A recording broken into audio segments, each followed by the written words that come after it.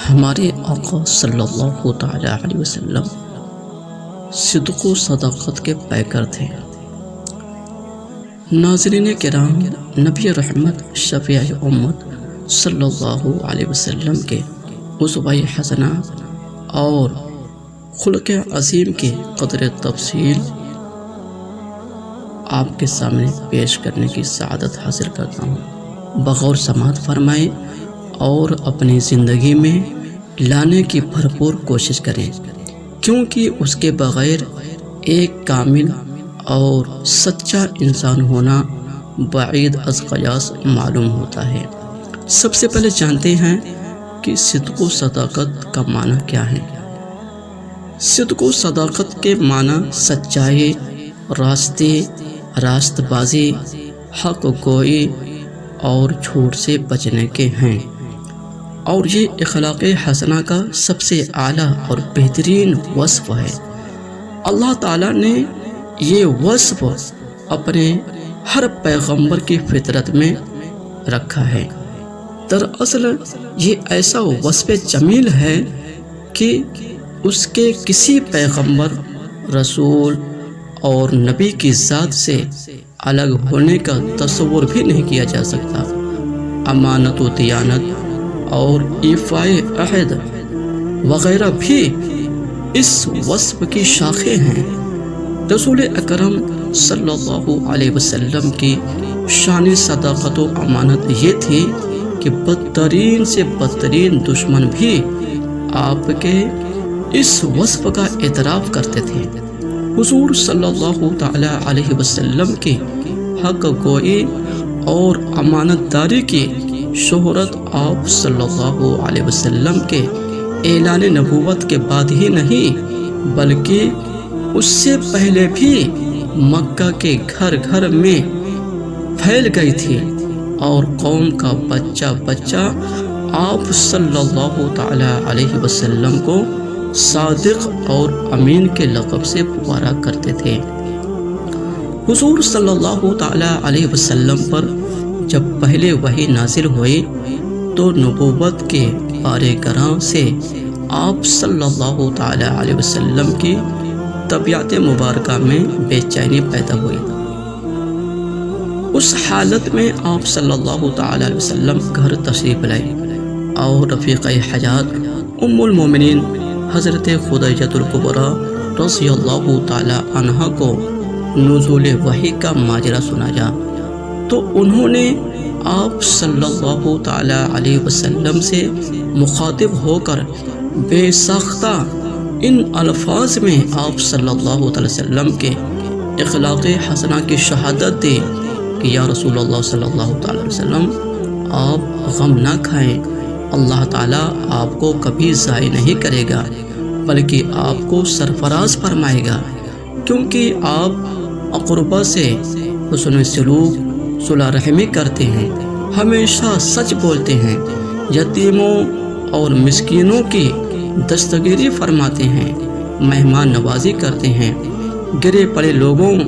محتاجوں کی مدد کرتے ہیں، امانت دار ہیں، خوش خصال ہیں، نیک فطرت اور بلند حوصلہ والے ہیں۔ ام المومنین حضرت خدیجہ الکبریٰ رضی اللہ تعالی عنہا نے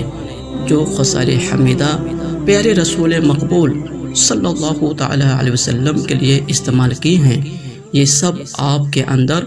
بچپن ہی سے موجود تھے۔ ناظرین کرام، نبی کریم صلی اللہ تعالی علیہ وسلم کے صدق و سچائی کا ایک اور واقعہ آپ کے خوش گوش گزار کرتا ہوں۔ حضور نبی کریم صلی اللہ تعالی علیہ وسلم کی راست گفتاری کی یہ کیفیت تھی کہ مزاح کے وقت بھی آپ صلی اللہ تعالی علیہ وسلم کے الفاظ سچے ہوتے تھے، اور آپ صلی اللہ تعالی علیہ وسلم کی زبان مبارک سے کوئی غلط یا خلاف حقیقت بات کبھی نہیں نکلتی تھی۔ آپ صلی اللہ تعالی علیہ وسلم کبھی اشارتاً کنایتاً میں بھی کوئی غلط بات کسی کو نہ کہتے تھے۔ آپ صلی اللہ تعالی علیہ وسلم کے اور دین حق کے دشمن کفار قریش نے آپ کو بے دین، مجنون، شاعر، جادوگر اور کاہن تک کہا، لیکن ان میں سے کسی کو آپ صلی اللہ تعالی وسلم پر جھوٹ کی تہمت لگانے کی جرات نہیں ہوئی۔ اسلام کا دشمن،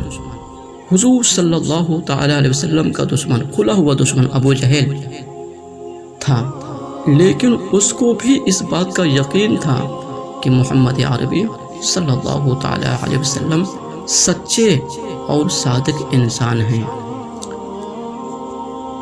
قاضی اعجاز نے کتاب الشفا میں حضرت علی کرم اللہ تعالی وجہہ الکریم کا یہ بیان نقل کیا ہے کہ ایک مرتبہ ابو جہل نے جناب رسالت مآب صلی اللہ تعالی علیہ وسلم سے مخاطب ہو کر کہا کہ میں تمہیں جھوٹا نہیں کہتا اے محمد، البتہ جو چیز تم لے کر آئے ہو میں اس کو صحیح نہیں مانتا۔